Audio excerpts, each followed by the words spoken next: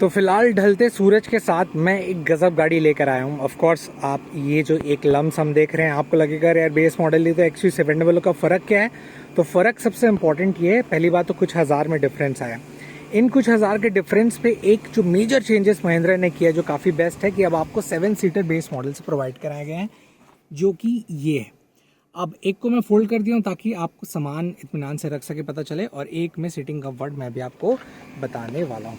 फिलहाल जैसे लमसम देख रहे होंगे तो ओपनिंग के साथ ये ब्लैक कलर जो नया इनपुट था, अप टू डेट अब सटीक लगने लग गया। सबसे पहले मैंने इसका डार्क एडिशन दिखाया था, अगर आपने उन्हीं देखे तो देखो यार, उसको इतने इंटरेस्टिंग मैंने बताया है कि आपका दिल ऑटोमेटिकली खुश हो जाएगा।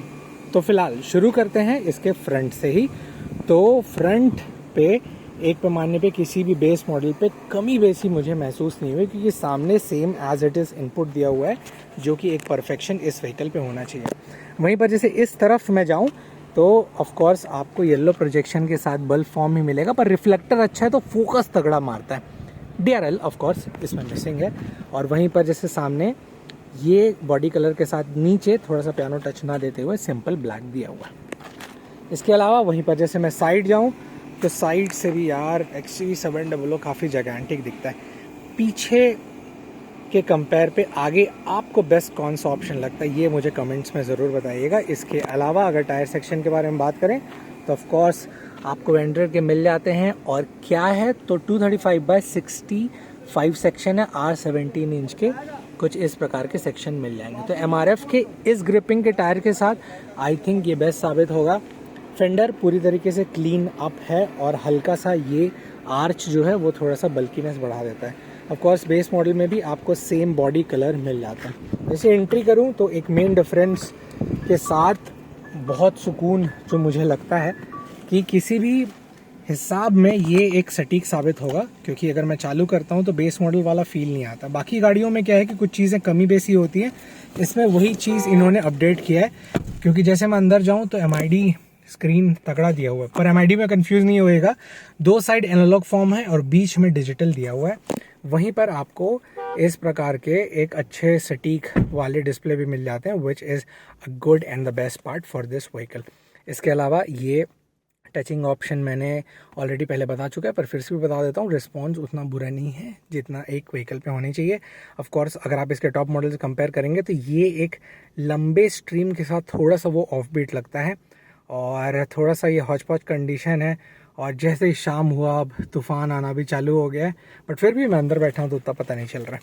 तो फिर ये अब छोटे मोटे टेक्सचर के ना मैं आपको थोड़ा सा वाकिफ़ कराने की कोशिश करता हूँ।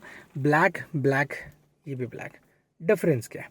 ये वाला देख रहे होंगे तो ये आपको प्लेन ब्लैक मिल जाता है। वहीं पर ये देख रहे होंगे क्लोज बाय, मैं आपको दिखा देता हूँ, तो टेक्सचर के साथ है।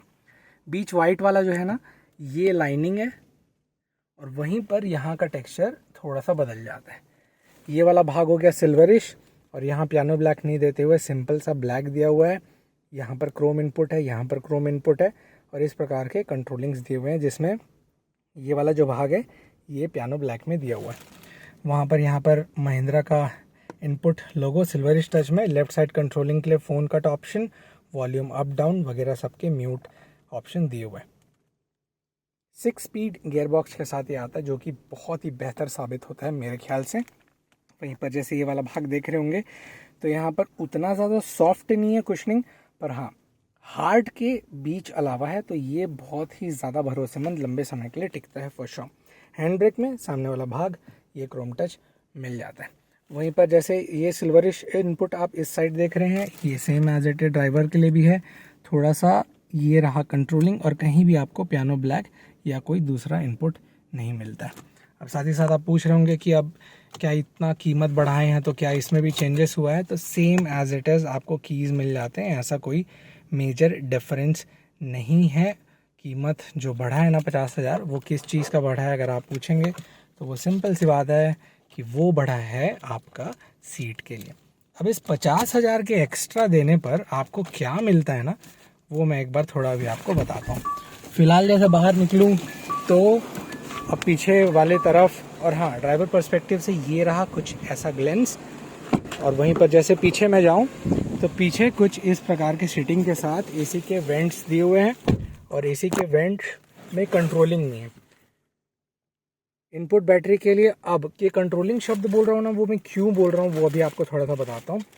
तो फिलहाल लेग स्पेस भी सफिशेंट है, मैं इत्मीनान से भी बैठूँ तो भी ऐसा मुझे कोई एज ऑफ ज़्यादा प्रॉब्लम नहीं लगा, क्योंकि मैं 5 फुट 10 इंच का हूँ और 5 फुट 10 इंच के हिसाब से जूता पहनने के बाद 5'11" जो होते हैं ना, तो भी ऐसा नहीं लगा कि इसमें कोई कमी बेसी होगी।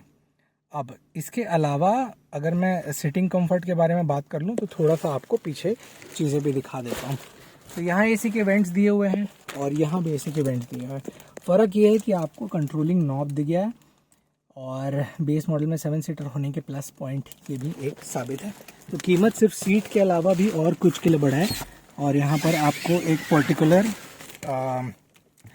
कप या कह सकते हैं कि बॉटल रखने के लिए बॉटल होल्डर जगह मिल जाता है।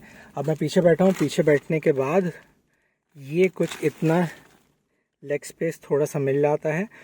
बस इसमें थाई सपोर्ट बिल्कुल ना के बराबर है, क्योंकि इतना जो डिफरेंस देख रहे हैं ना, ये थाई सपोर्ट का इनपुट है।